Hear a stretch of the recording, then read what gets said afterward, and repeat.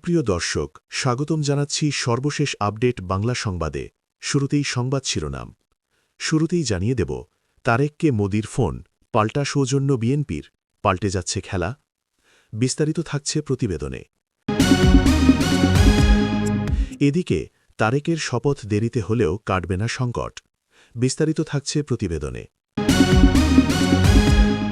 আরও জানিয়ে দেব, বিএনপি সরকারের শপথ অনুষ্ঠানে আসার সম্ভাবনা নেই মোদির। বিস্তারিত থাকছে প্রতিবেদনে। এদিকে জামায়াত আমিরকে পাঠানো চিঠিতে কী লিখেছেন প্রধান উপদেষ্টা? বিস্তারিত থাকছে প্রতিবেদনে। আরও জানিয়ে দেব, রূপগঞ্জে বিএনপির কার্যালয়ে পেট্রোল বোমা হামলা। বিস্তারিত থাকছে প্রতিবেদনে। এবং সর্বশেষ জানিয়ে দেব, ভারতের সঙ্গে সম্পর্ক হবে পারস্পরিক শ্রদ্ধার ভিত্তিতে। বিস্তারিত থাকছে প্রতিবেদনে। এতক্ষণ শুনছিলেন সংবাদ শিরোনাম, এবারে বিস্তারিত। তার আগে ভিডিওটি ভালো লাগলে এবং সর্বশেষ আপডেট পেতে চ্যানেলটি সাবস্ক্রাইব করুন। ধন্যবাদ। ত্রয়োদশ জাতীয় সংসদ নির্বাচনে বিএনপির নিরঙ্কুশ জয়ের পর ভারত কী প্রতিক্রিয়া দেয় তা নিয়ে অনেকের মধ্যেই কৌতূহল ছিল। যদিও বাংলাদেশের নির্বাচনী ফলাফল স্পষ্ট হতে শুরু করতেই ভারতের প্রধানমন্ত্রী নরেন্দ্র মোদি সামাজিক যোগাযোগ মাধ্যমে বিএনপি চেয়ারম্যান তারেক রহমানকে শুভেচ্ছা ও অভিনন্দন জানিয়ে বাংলা ও ইংরেজি ভাষায় বার্তা দিয়েছিলেন, যা ছিল প্রাথমিক প্রতিক্রিয়া। কিন্তু এখানেই যে নরেন্দ্র মোদি থেমে থাকেননি। নির্বাচনী ফলাফল স্পষ্ট হতেই তিনি সরাসরি ফোন করেছেন তারেক রহমানকে, আর সেটা ভারতের প্রধানমন্ত্রী নিজেই সামাজিক যোগাযোগ মাধ্যমে শেয়ার করেছেন, যা নিয়ে কূটনৈতিক মহলে এখন চর্চা চলছে। নিরঙ্কুশ সংখ্যাগরিষ্ঠতা নিয়ে বাংলাদেশে পরবর্তী সরকার গড়ছে বিএনপি। প্রধানমন্ত্রী পদে খালেদা পুত্র তারেক রহমান কার্যত পাকা, কিন্তু শপথ গ্রহণ এখনই হচ্ছে না। নেপথ্যে এক গভীর সাংবিধানিক সংকট, আর সেটা যে হবে তা আগেভাগেই জানা ছিল। তবে বাংলাদেশের সংবিধানকেই কার্যত অস্বীকার করে মোহাম্মদ ইউনূসের অন্তর্বর্তীকালীন সরকার ১.৫ বছরের বেশি সময় ক্ষমতায় বসেছিল। সেই সংবিধানকেই পাল্টে ফেলতে এবার গণভোটের ব্যবস্থা হয়েছিল। সেই সংবিধানই এখন তাটা হয়ে বিচ্ছে তারেক রহমানের গলায়। তবে বাংলাদেশের প্রথম সারির সংবাদপত্র প্রথম আলো দাবি করছে, সংবিধানের ফাঁক গলে আগামী সোম অথবা মঙ্গলবার শপথ নিতে পারেন নবনির্বাচিত সাংসদ সদস্য ও নতুন মন্ত্রিসভা। তবে জটিলতা আরও অনেক বিষয়ে থেকেই যাবে, যা ভবিষ্যতের জন্য অন্য আইনি সংকট সৃষ্টি করতে পারে।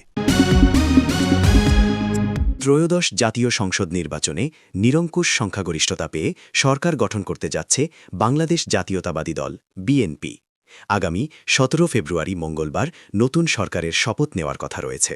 এতে ভারতের প্রধানমন্ত্রী নরেন্দ্র মোদি সহ আঞ্চলিক অন্যান্য দেশের রাষ্ট্রপ্রধানদের আমন্ত্রণ জানানো হয়েছে। তবে বিএনপি সরকারের শপথ অনুষ্ঠানে আসার সম্ভাবনা নেই ভারতের প্রধানমন্ত্রী মোদির।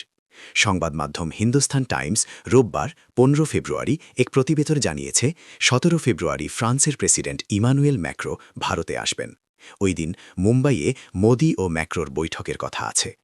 ম্যাক্রো পরবর্তীতে দেশটির রাজধানী নয়াদিল্লিতে এআই ইম্প্যাক্ট সম্মেলনে অংশ নেবেন। তিনি ১৯ ফেব্রুয়ারি পর্যন্ত ভারতে অবস্থান করে নিজ দেশে ফিরে যাবেন। ত্রয়োদশ জাতীয় সংসদ নির্বাচনে অংশগ্রহণ এবং নির্বাচনের পরবর্তী পরিস্থিতিতে রাজনৈতিক শিষ্টাচার ও সংযম প্রদর্শনের জন্য বাংলাদেশ জামায়াতে ইসলামীর আমির ড. শফিকুর রহমানকে ধন্যবাদ জানিয়ে চিঠি দিয়েছেন প্রধান উপদেষ্টা অধ্যাপক ড. মোহাম্মদ ইউনূস। শনিবার ১৪ ফেব্রুয়ারি প্রধান উপদেষ্টার এক প্রতিনিধি জামায়াত আমিরের হাতে এই চিঠি হস্তান্তর করেন। চিঠিতে প্রধান উপদেষ্টা নির্বাচনের ফলাফল শান্ত ও মর্যাদাপূর্ণভাবে গ্রহণ করার জন্য জামায়াত আমিরের নেতৃত্বের প্রশংসা করেন।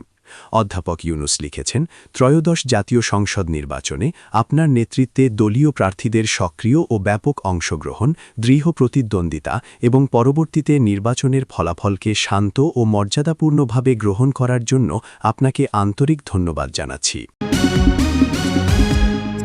নারায়ণগঞ্জের রূপগঞ্জে বিএনপির একটি কার্যালয়ে পেট্রোল বোমা নিক্ষেপের ঘটনা ঘটেছে। শনিবার ১৪ ফেব্রুয়ারি সন্ধ্যায় বিষয়টি নিশ্চিত করেছেন রূপগঞ্জ থানার ভারপ্রাপ্ত কর্মকর্তা ওসি সাবজেল হোসেন।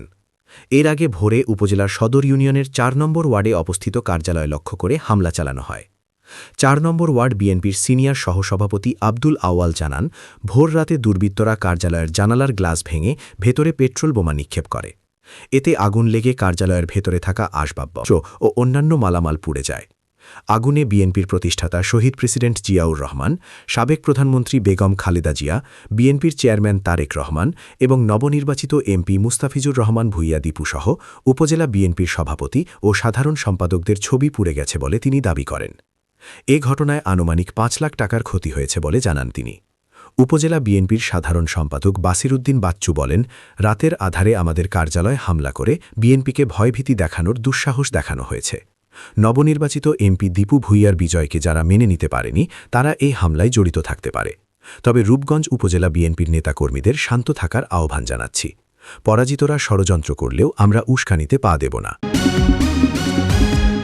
বাংলাদেশ জাতীয়তাবাদী দলের বিএনপি চেয়ারম্যান তারেক রহমানের নেতৃত্বাধীন বাংলাদেশের নতুন সরকার প্রতিবেশী ভারতের সঙ্গে বাণিজ্য ও বিনিয়োগের মাধ্যমে দ্বিপাক্ষিক সম্পর্ক জোরদার করতে চায়। পাশাপাশি বাংলাদেশ ও ভারতের জনগণের সঙ্গে জনগণের সম্পর্ক গড়ে তোলার লক্ষ্যও রয়েছে বিএনপি নেতৃত্বাধীন সরকারের। শনিবার ভারতীয় সংবাদ মাধ্যম এনডিটিভিকে দেওয়া এক সাক্ষাৎকারে তারেক রহমানের শীর্ষ সহকারী হুমায়ুন কবির এই তথ্য জানিয়েছেন। তিনি বলেছেন, ভারত হবে সেই দেশগুলোর একটি যেখানে আমরা সফর করব। যদিও ভারত সফরের বিষয়ে সুনির্দিষ্ট করে কোনো সময় জানাননি তিনি। এনডিটিভিকে হুমায়ুন কবির বলেন, স্বাভাবিকভাবেই অভ্যন্তরীণ কিছু বিষয়ে অগ্রাধিকার থাকবে এবং তারপর আন্তর্জাতিক সম্পৃক্ততা। অবশ্যই আমরা এই অঞ্চলের অন্যান্য দেশে সফর করব এবং ভারত সেসব দেশের একটি হবে।